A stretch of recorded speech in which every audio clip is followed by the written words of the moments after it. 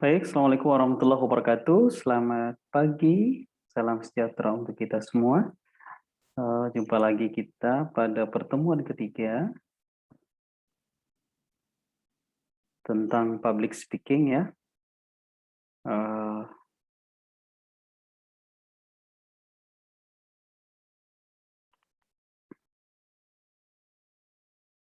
Baik, pada pertemuan kali ini kita akan membahas tentang kinds of public speaking.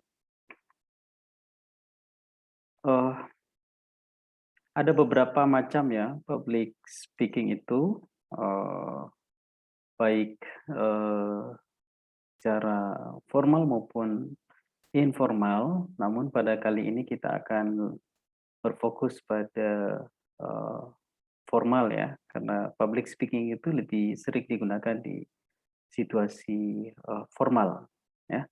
Meskipun dalam situasi informal itu juga sering digunakan, namun sebagai seorang akademik biasanya kita dihadapkan pada situasi formal. Uh, Pertemuan lalu kita sudah membahas pengantar tentang public speaking dan adik-adik mahasiswa juga sudah membuat resume terhadap materi tersebut. Nah, sekarang kita akan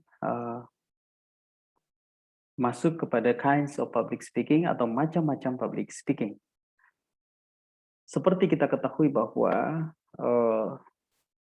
public speaking itu berbicara di depan umum, ya, berbicara di depan umum dalam situasi formal, ya. Dan salah satunya adalah presentasi internal. Nah, presentasi internal ini apabila Anda sudah menjadi seorang karyawan ya atau berada dalam sebuah organisasi, maka tentunya pada saat tertentu Anda mungkin diminta untuk mempresentasikan ya, produk atau semacam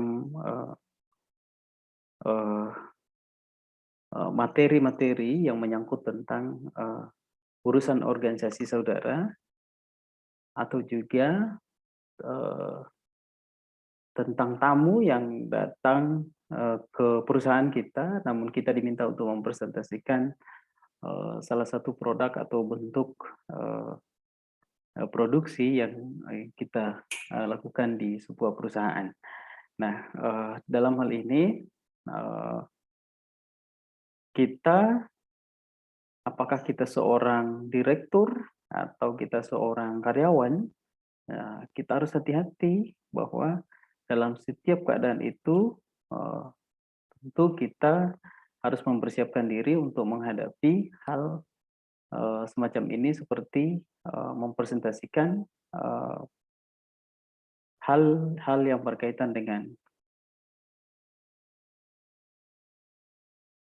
organisasi atau perusahaan kita.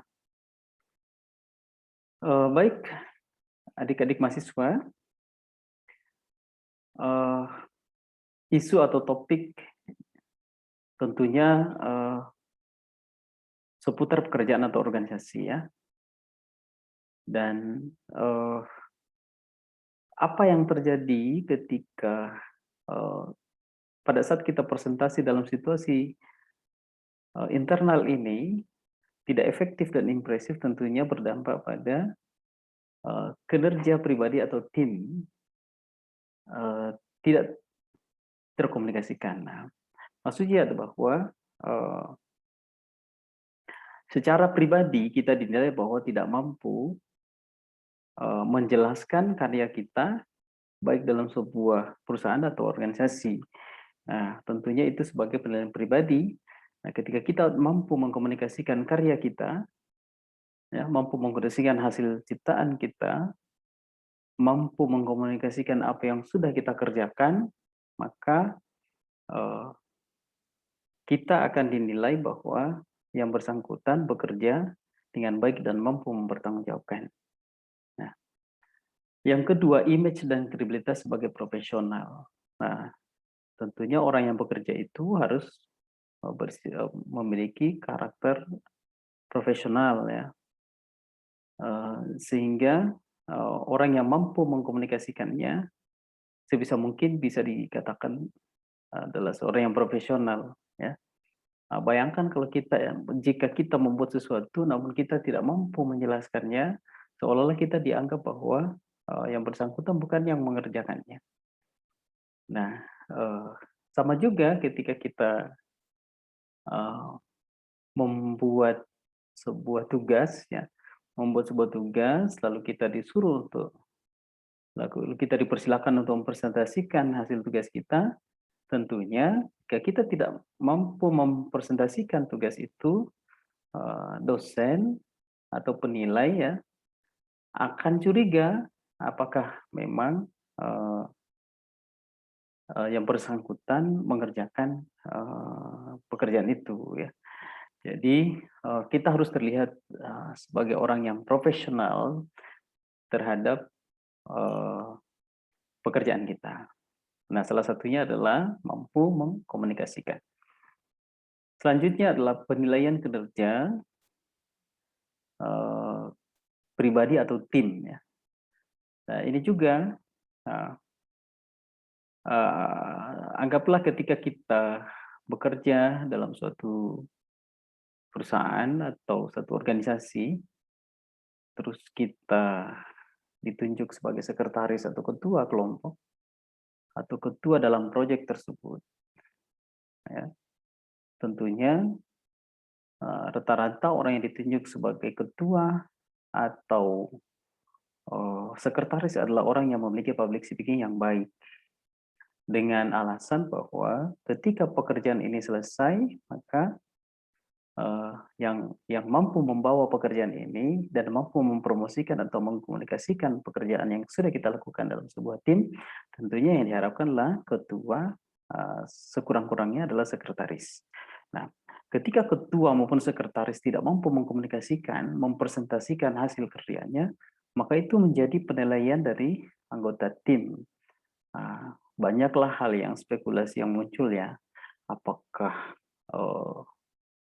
ketua tersebut tidak mampu memimpinlah, dan tidak mampu mengkoordinir anggota.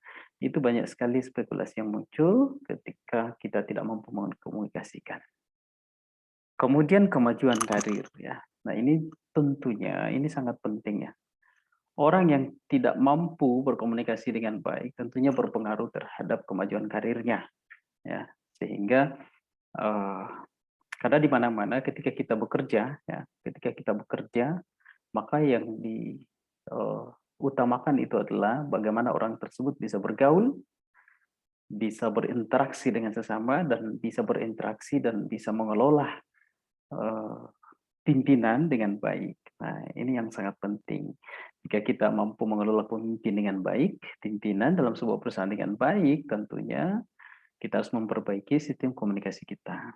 Jika kita ingin dihargai dengan sesama kolega, maka tentunya kita harus memperbaiki sistem komunikasi kita.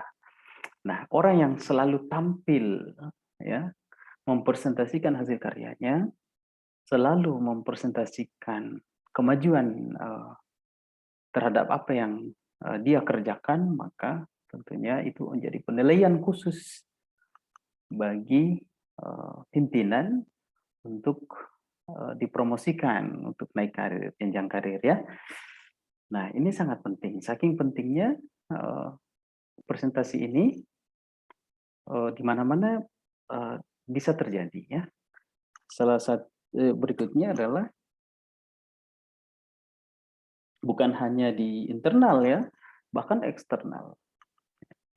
Nah, presentasi selain dilakukan secara internal di perusahaan maupun di dalam intern organisasi kita, tentunya sebagai seorang yang profesional pasti juga dibutuhkan untuk mempresentasikan hasil karya atau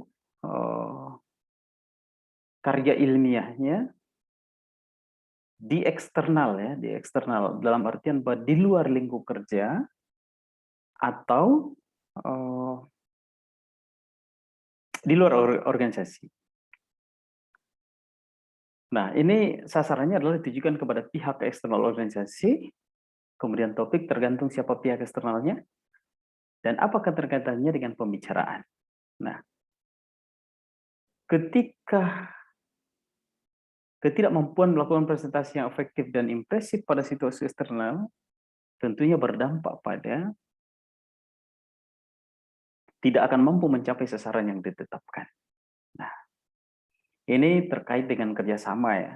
Terkait dengan kerjasama, ketika kita melakukan kerjasama dengan perusahaan lain, ketika Anda dalam sebuah organisasi bekerja sama dengan orang lain, dengan maksud membuat sebuah Memorandum of Understanding atau MOU, tentunya sebelum kita menandatangani MOU itu, kita tentunya akan mempresentasikan apa-apa saja keunggulan kita, apa-apa saja yang perlu kita kerjasamakan, apa langkah selanjutnya setelah kerjasama itu semua perlu kita komunikasikan. Dan dalam artian ini, jika kita tidak mampu ya, jika kita tidak mampu mengkomunikasikan dengan baik, maka apa yang akan kita cita-citakan, apa yang akan kita kerjasamakan itu tidak akan mungkin tercapai ya. Nah, dan yang kedua adalah mempengaruhi image akuntabilitas kita sebagai seorang profesional dan organisasi yang kita wakili. Nah, ini pasti jelas bahwa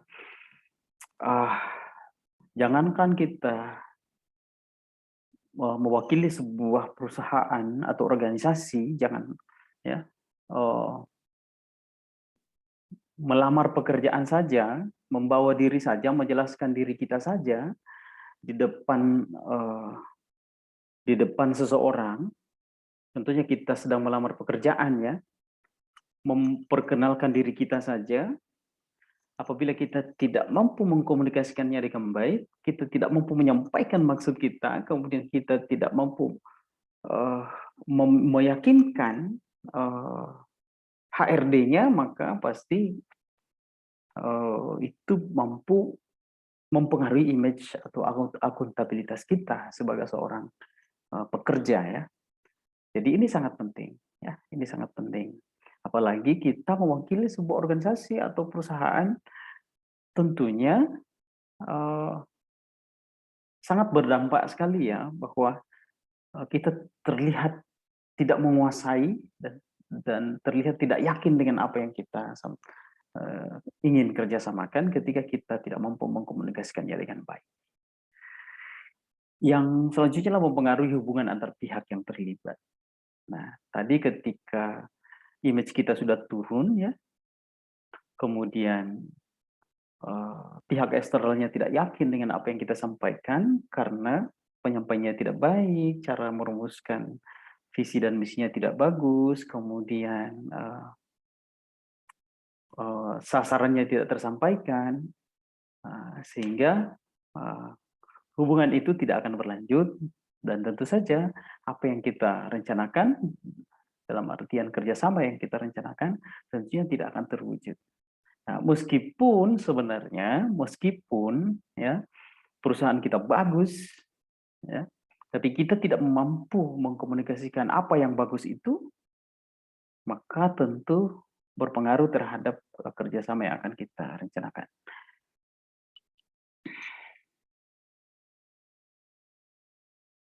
Selanjutnya seminar ya. Seminar ini juga termasuk salah satu skill ya dalam public speaking yang perlu kita miliki ya.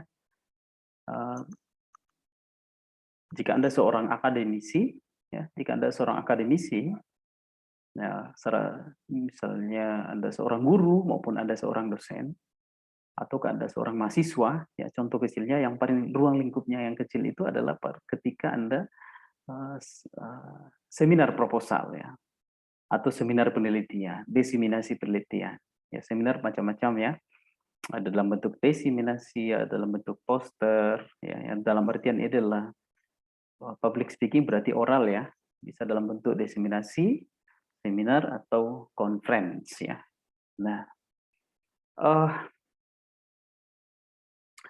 seminar ini biasanya dilakukan oleh seseorang yang memiliki karya ilmiah, kemudian ingin mengikuti seminar untuk mengkomunikasikan hasil karyanya kepada pihak akademisi lainnya dalam sebuah forum, baik nasional maupun internasional. Nah, itu yang disebut dengan seminar. Nah, tentu saja pada saat kita mempresentasikan hasil karya kita atau hasil karya ilmiah kita, ya, tentunya kita harus punya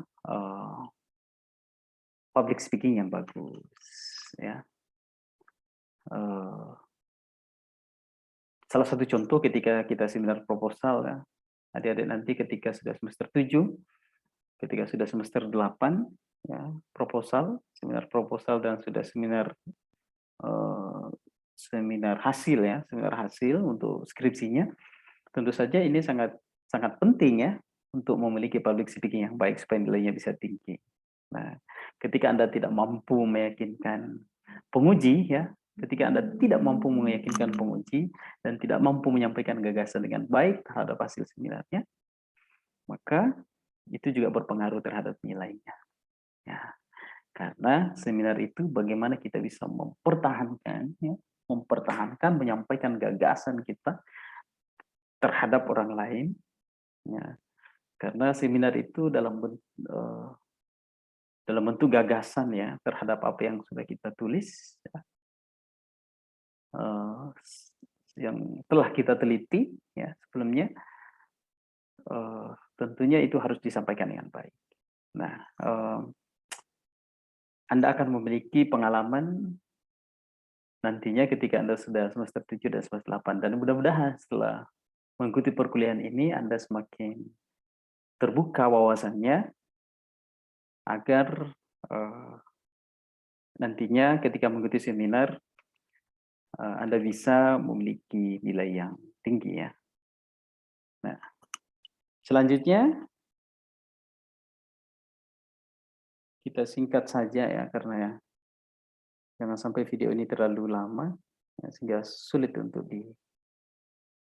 diputar, ya. Selanjutnya adalah moderator. Nah,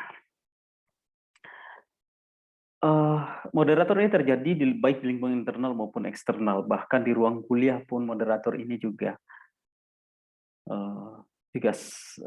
sering terjadi, ya. Dan kita pastikan bahwa moderator ini juga harus memiliki public speaking yang baik.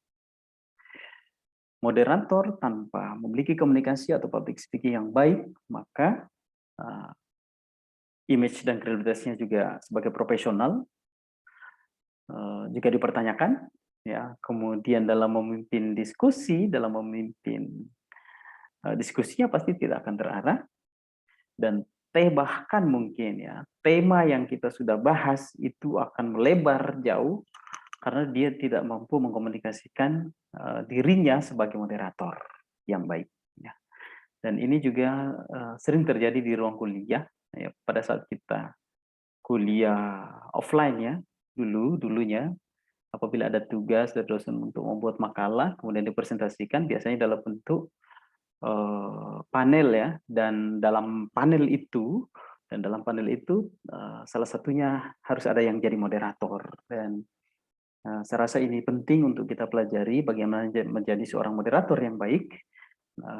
Mudah-mudahan nanti cukup praktiknya, ya, kita bisa praktekkan sebagai moderator, sebagai seorang presenter, sebagai seorang pemateri dalam sebuah seminar.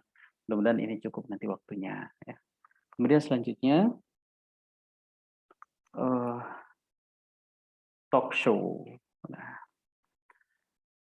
biasanya dalam talk show itu ada moderator, ya, dan ini saya dekatkan karena ini biasanya satu paket, ya. Talk show ini dalam artian bahwa kita sebagai pemateri dalam sebuah talk show, ya. Talk show ini bisa juga dalam bentuk informal maupun formal maupun informal, ya, maksud saya. Nah, ini sering kita lakukan di penerimaan mahasiswa baru ketika penerimaan mahasiswa baru atau moral, ya, di UNCP, biasa kita adakan talk show, ya. Kita panggil pakar-pakar, kemudian diikuti oleh seluruh mahasiswa baru. Namun kemarin karena kondisinya COVID-19 sehingga kita tidak melakukan ini, ya. Dan talk show ini sedikitnya juga diikuti oleh beberapa orang, ya, diikuti oleh beberapa orang dan terdiri dari moderator. Nah, ketika Anda sudah sukses, ya, dan Anda menjadi seorang narasumber, namun kemudian dipanggil maksud saya, kemudian dipanggil menjadi seorang narasumber di sebuah talk show, tentunya jika Anda tidak memiliki kemampuan public speaking atau komunikasi yang baik, tentunya apa yang Anda sampaikan juga tidak akan menarik oleh audiensnya, sehingga itu juga bisa mempengaruhi image dan kredibilitas kita ketika kita adalah narasumber di sebuah talk show, namun kita tidak mampu berbicara dengan baik, tentunya jika pesertanya adalah masyarakat, tentunya akan membangkitkan opini yang salah terhadap masyarakat. Nah, karena itu lebih santai biasanya ya, talk show itu aja lebih santai, sehingga sistem komunikasinya juga akan berbeda ketika kita sedang dalam seminarnya. Nah, selanjutnya ini yang terakhir ya, ini bagian ke-6-nya, di sini ke-4 ya. Ini harusnya bagian ke-6. Terakhir adalah MC. Beberapa kali ya saya diundang menjadi seorang MC, Master of Ceremony, ya, menjadi seorang MC di sebuah kegiatan, ya, baik di pernikahan maupun acara-acara kampus, jika ada kunjungan, ya, saya terkadang diundang sebagai MC, dan sedikitnya saya punya sedikit pengalaman di MC ini ya. MC ini juga penting ya. MC ini penting, dan ilmu komunikasinya juga harus mumpuni ya, harus mumpuni. Ilmu public speaking-nya juga harus mumpuni. Karena MC itu ada dua macam ya, ada MC formal dan ada informal, ada semi formal, ya, ada non formal, semi formal, dan informal. Nah, ini semua membutuhkan gaya bahasa atau penampilan yang berbeda. Nah, tentunya sistem komunikasinya juga harus berbeda, sehingga ilmu public speaking yang sini sangat juga dibutuhkan. Ya, ketika kita memandu acara, ya, kredibilitas juga kita juga dipertaruhkan ya. Di sini image dan kredibilitas kita sebagai seorang profesional dalam MC juga kita pertaruhkan. Nah, ketika kita tidak memiliki public speaking yang baik, kita tidak akan mampu menjadi seorang MC yang baik. Ya. Yang kedua, ya tentunya kegiatan itu tidak akan hidup ya dan menarik, dan juga kegiatan itu tidak akan mampu diarahkan. Yang terakhir ini yang penting adalah tidak meninggalkan kesan. Nah, dari kesemua ini tentunya apabila kita tidak mampu menjadi seorang MC, menjadi seorang pemateri, narasumber di sebuah seminar maupun ini, ketika kita tidak mampu berkomunikasi dengan efektif dan impresif, itu sebenarnya semua tidak akan mampu meninggalkan kesan, ya, tidak akan mampu meninggalkan kesan. Dan saya rasa ini teori-teori ya, dan nantinya mudah-mudahan kita lebih banyak praktek nantinya ya. Baik, saya kira cukup ya untuk pemaparan saya ya. Dan nanti bisa kita lanjutkan di kolom chat ya, atau diskusi kita ya. Jika ada yang ingin bertanya, silahkan silahkan bertanya di forum diskusi ya, yang sudah kita masukkan di LMS ini. Saya kira demikian ya. Saya tutup dengan kalimat wabillahi taufiq wal hidayah. Assalamualaikum warahmatullahi wabarakatuh dan selamat pagi.